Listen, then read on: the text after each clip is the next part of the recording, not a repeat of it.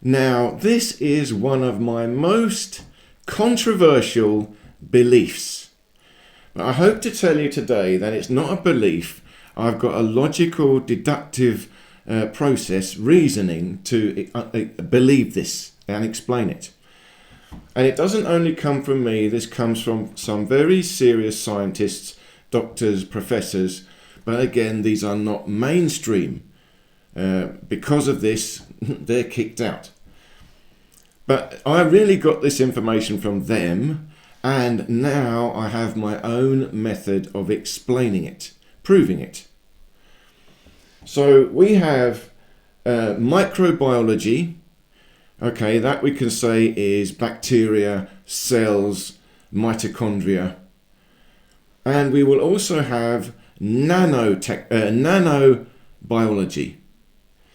Now this is going very small, the scale of DNA itself.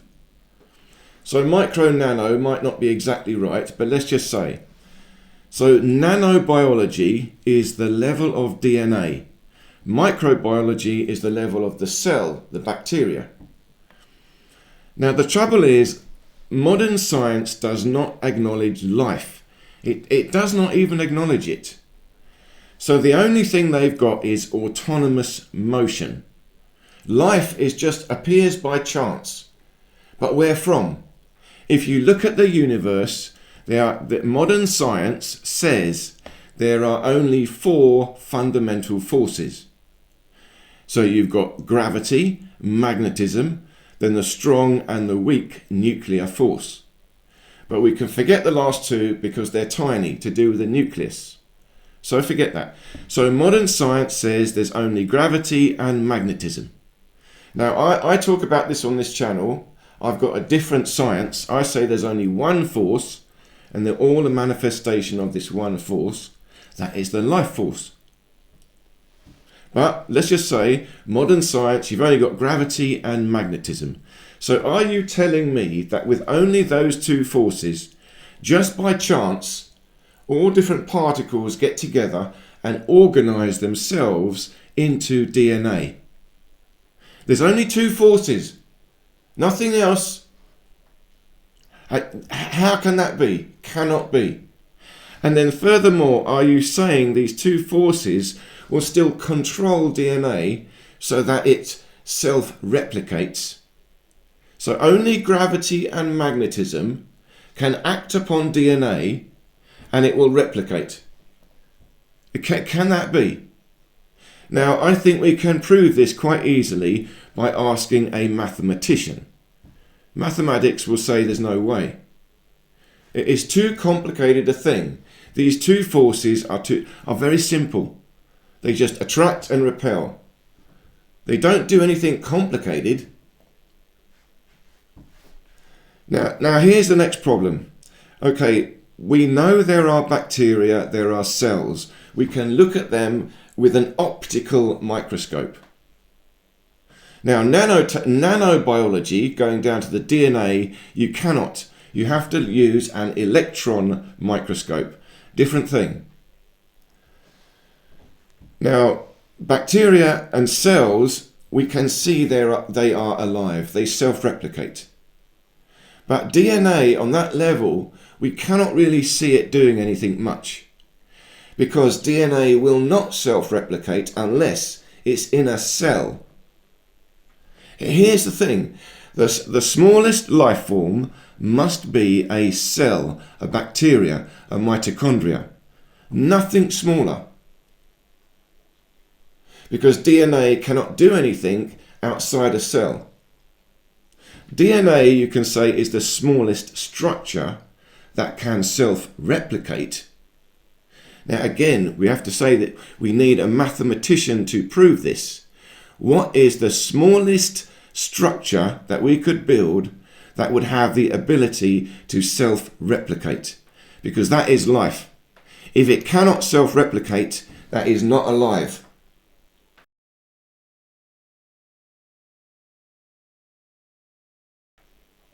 And I put it to you that DNA is the smallest structure that has got the ability to self-replicate, but that cannot be controlled only by magnetism and gravity. There's got to be more things going on. Now, of course, you might say, I mentioned that electricity, you've got light, radiant energy, but now these are different levels, but still, what is the force? There's only two forces, gravity and magnetism. So there must be something more that organises the DNA. That must be the life force. And the life force, I'm saying, is the etheric energy. It is consciousness. Consciousness controls the DNA. It tells it what to do. Now, here's the next thing. Because DNA is the smallest structure that can self-replicate, there cannot be anything smaller than DNA that is alive. Impossible. It does not have the complexity that it can self-replicate. It's a little machine. It's got to be able to operate. So there's going to be the smallest possible machine that can operate. That's it. Now, modern science is telling us that there is this nanobiology. Tiny little organisms on the scale of DNA that attack us. Now, I don't want to say the word, but the word begins with V and ends in Rus. Now, the trouble is, by my logical deduction, there cannot be any such thing as a virus, because there's nothing smaller than DNA that can self-replicate. And there is no evidence, it has never been witnessed. Like I said, you have to look under an electron microscope. No virus has ever been witnessed to self-replicate, do anything. It has never been observed in nature. No experiment has ever been done with a control. A so-called virus must be isolated. It goes through a lot of process, chemicals, mixed up, everything. And then you have to look under an electron microscope and see what you see. Now the trouble is, at that scale, nanobiology, you're going to have all sorts of biological material. Fragments of DNA, fragments of cells, fragments of bacteria. All different fragments. And these may be moving around a little bit in a fluid. We may witness a tiny movement. Remember, there's still gravity and magnetism. But now, at that scale, you've got other things, electrostatic forces, water tension, other things, but still autonomous movement. Nothing that will organise it or self-replicate it. So you can see these little bits and bobs. But there's no evidence of life, self-replication. Therefore, we cannot say there's such thing as this nanobiology that is everywhere around. We breathe it in and it attacks us.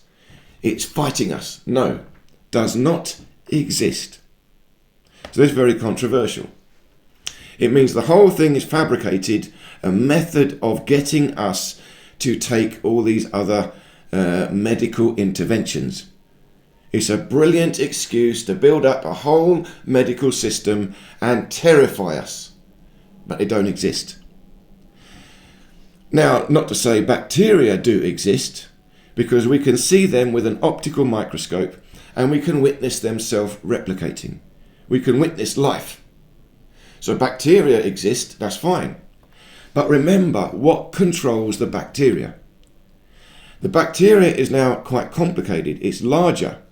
Okay, so we've got gravity, we've got magnetism, we've got electrostatics, we've got electric currents, we've got surface tension, water tension.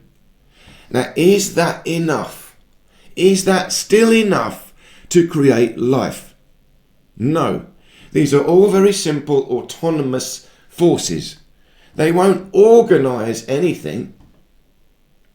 We must have the life force. No way out. I don't care what modern science says. Ask any of them. Please prove to me that a cell, a bacteria, will be alive based only on gravity, magnetism, electrostatics, electric currents, surface tension. Tell me how that creates life. You cannot. No way.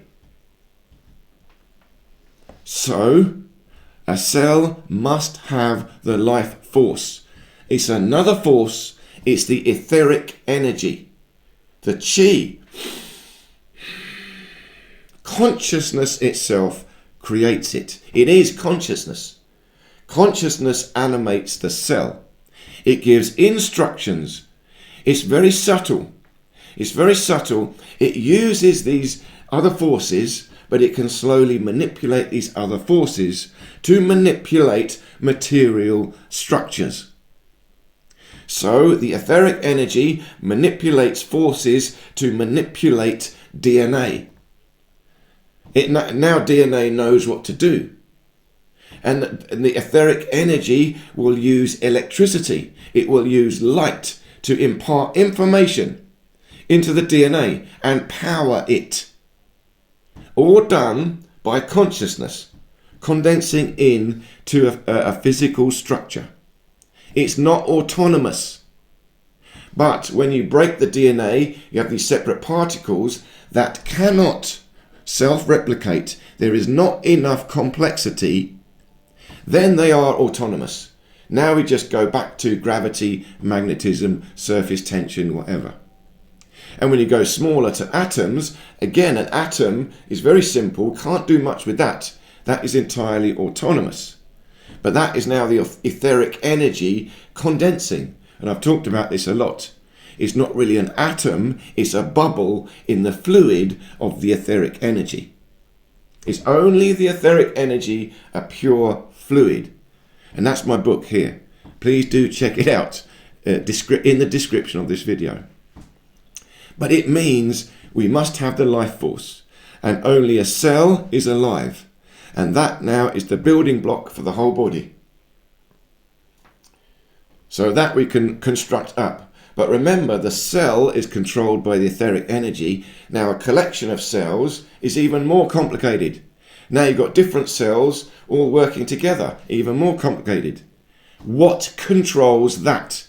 Are you telling me only gravity, magnetism, electricity, surface tension, light, I don't know, electric currents, is organising all these different cells in the body, telling them what to do? Please explain to me how those few little forces can create this organisation. Ask a mathematician. Anyone will tell you impossible. That is ridiculous. But that's modern science. We all believe it. Modern medicine. Oh, they know. They know what cells are. They know biology. Really? They have not got a clue. They're just looking under a microscope at little fragments of nanobiology. Oh, look, that one moved. Oh, look, that one fits into that one. Wow. Now that's a disease. Oh, yeah. Okay. Doesn't work like that. Doesn't work like that. There's no such thing as an immune system because there's nothing attacking us. There's only an energy field. Inside the energy field, if I have a strong consciousness, I control it. I give the instructions to the cells, to the DNA. I give the instructions to all the cells organising this whole body. One consciousness. Then I have a bubble, a strong field. That means other information, other instructions cannot come in. A disease, you can think of that as another instruction coming in. Oh, you're sick. The doctor tells me you're sick. I let that instruction in. Oh, I'm sick. It's called an anti-placebo or a nocebo. It's all controlled by consciousness, etheric energy, the soul. So don't worry about this stuff they tell us. And I'm going to leave links below also to, I think, the best doctor that talks about this. Her name is Dr. Sam Bailey. I'll leave links below to her channel, so do check her out. So I hope this made sense. Please do leave me any questions or comments, and I look forward to seeing you in any of these other videos here.